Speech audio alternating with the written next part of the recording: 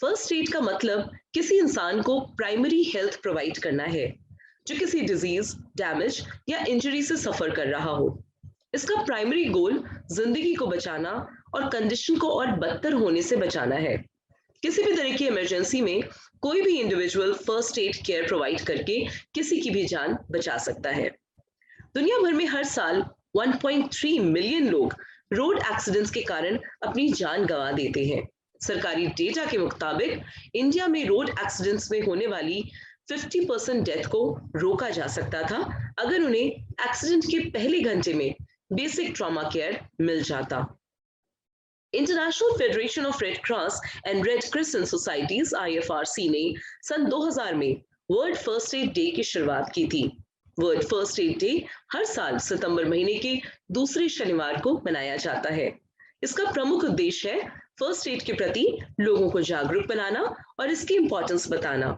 इसकी सही जानकारी लोगों की जान तक बचा सकती है।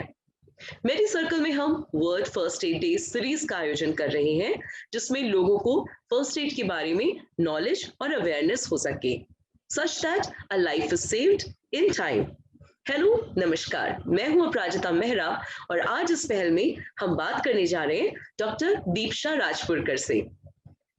डॉक्टर दीपशा राजपुरकर मुंबई में एक जनरल फिजिशियन एंड डायबिटोलॉजिस्ट हैं और उन्हें इस क्षेत्र में 10 साल से ज्यादा का एक्सपीरियंस है। डॉक्टर दीपशा राजपुरकर मुंबई में शुगर चेक में प्रैक्टिस कर रही हैं। She has expertise in type 2 and type 1 diabetes treatment, diabetes, reversal of diabetes, management of type 1 and 2 both diabetes, pregnancy-related diabetes management, insulin pump, pens, glucometer training, diabetic diet, realistic lifestyle modifications. Welcome to the MediCircle, Dr. Deepsha Rajpurkar ji. आपका स्वागत करते हैं। नमस्कार। Namaste. Hi, Aparajita. Hello, doctor. So how are you today, ma'am? I'm doing good. All right, so let's quickly move on to my first question of the day, which is first aid क्या है doctor और इसका importance क्या होता है? कुछ इसके बारे में बताएं। Sure, अपराजिता। फर्स्ट एड एक बहुत ही जनरल टॉपिक है, जैसे हम बोल सकते हैं कि it is the first response या you can say it is the treatment हम किसी को देते हैं जब कोई इंजर हो जाता है। It is not a complete medical treatment, लेकिन ये वो ट्रीटमेंट है फर्स्ट इनिशियल जिसे हम देख के पेशेंट को स्टेबलाइज कर सकते हैं और उसे हॉस्पिटल तक लेके जा सकते हैं। जी, दिस इज फर्स्ट। ऑलराइट, और इसकी इम्पोर्टेंस क्या है? इम्पोर्टेंस ये है कि हम इसे तब तक रियलाइज नहीं करते जब हमारे रिलेटिव्स इससे गुजरते हैं, जब उन्हें जरूरत पड़ सकती है first aid. Most of the people, उन्हें लगता है कि हमें शायद इसकी जरूरत नहीं पड़ेगी या हमें काफी कुछ पता है फर्स्ट एड के बारे में, हमारे पास टाइम नहीं है इसे सीखने के लिए, या कहाँ से शुरू करें, कौन सिखाएगा हमें फर्स्ट एड। ऐसे बहुत सारे क्वेश्चंस होते हैं, लेकिन तभी हमें रियलाइज होता है when it happens with our near relatives जिसके साथ ये प्रॉब्लम होती है। जो एक फर्स्ट एड होता है उसको एक प्रॉपर आइडिया होती है कि how to calm themselves as well as who is suffering। वो उसके पास एक टूल सेट होता है, उसके पास एक कॉन्फिडेंस होता है जिसके साथ वो सिचुएशन को, वो इस इमरजेंसी रिस्पॉन्स को हैंडल कर सकता है। वो एक हेल्थ और सेफ्टी का बैकग्राउंड रख सकता है। So it can definitely save lives, and that's when you realize its importance. That's so apt. So doctor, first aid जैसा आप बता रही हैं तो इसके कुछ बेसिक प्रिंसिपल्स होते हैं क्या? हाँ, फर्स्ट एड अगर आप प्रॉपर प्रोटोकॉल से फॉलो करें तो इसके 4 बेसिक प्रिंसिपल्स होते हैं। we'll go step by step. First is preserving of life. Second is protecting of the unconscious. Third is preventing condition worsening. And fourth is promoting recovery. Okay, so we'll go step by step. मैं आपको हर step को बताऊंगी कि हम कैसे करेंगे। अब preserving life, जी, preserving life ये है कि अगर आप देखते हो कि कोई सिचुएशन में एक पेशेंट ने ब्रीदिंग रोक दिया है, he is on the road and से ब्रीदिंग रोक दिया है, तो how will you preserve life? By giving a basic CPR। ये प्रोसीजर उस लाइफ को प्रिजर्व करती। Second point is protecting unconscious.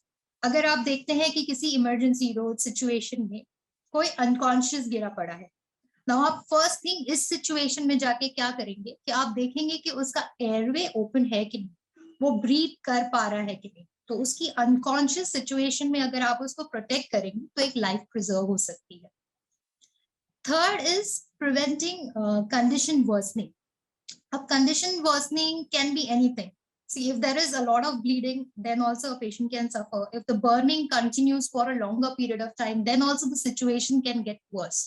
तो ऐसे सिचुएशन में बर्न्स को और हमारे ब्लीडिंग रिस्पॉन्सेस को कैसे हमें हैंडल करना है, that forms the third, preventing the condition worsening. And fourth is recovery को प्रमोट करना. अब अगर आपको ये बेसिक फर्स्ट एड पता है कि अगर कोई फेंट हो गया है और उसके लिम्स अगर आप रेज कर देते हैं तो उसकी रिकवरी बेटर होती है, because the circulation gets better. So these are all small tips that you need to know and that are the basic principles of first. Wow, very well explain there doctor. और अगला प्रश्न जैसे आपके ही जवाब से निकला है कि ये बेसिक फर्स्ट एड प्रोसीजर क्या होते हैं, कुछ इनको बताइए हमें. So I have formerly been trained by the Red Cross Society. So मैं इनके बेसिक प्रिंसिपल्स वो बहुत अच्छे से एक्सप्लेन करते हैं. So that is ABCDE. Okay. Basically, we'll go with A, that is checking the airway. Second is B, that is checking the breathing. C is checking the circulation. D is disability management. And E is examination of the site. Okay. So I'll tell you again all in details that how each thing is. Airway, जैसे मैंने आपको समझाया था कि if someone is not breathing, आप उनकी airway में कहीं ब्लॉकेज नोटिस कर रहे हो, नोज में, थ्रोट में कहीं भी ब्लॉकेज नोटिस कर रहे हो, तो उसे रिमूव कर देने से first problem is getting solve. Airway आपको पेटेंट रखनी पड़ती है. सेकेंड, उस कैजुअलिटी की ब्रीदिंग आप चेक करें. अगर एयरवे क्लियर होने के बाद भी पेशेंट ब्रीद नहीं कर रहा है तो उसको रेस्क्यू ब्रेथ्स की जरूरत पड़ती है, जो आपको सीपीआर ट्रेनिंग में बताई जाती है. सर्कुलेशन, अब सर्कुलेशन मतलब ब्लड सप्लाई का प्रॉपर होना. अब हम जब चेस्ट कंप्रेशंस देते हैं सीपीआर में तो वो भी एक सर्कुलेशन को प्रमोट करती है. आप पेशेंट की पल्स चेक कर सकते हो to know that whether the circulation is proper और नॉट. राइट. ओके. डिसेबिलिटी असेसमेंट को हम कह सकते हैं कि बहुत ज्यादा डेडली ब्लीडिंग हो रही हो या हार्ट स्टॉप हो गया है तो डिफिब्रिलेटर को कैसे यूज करना है. These all things are taught when you are a first aid trained instructor.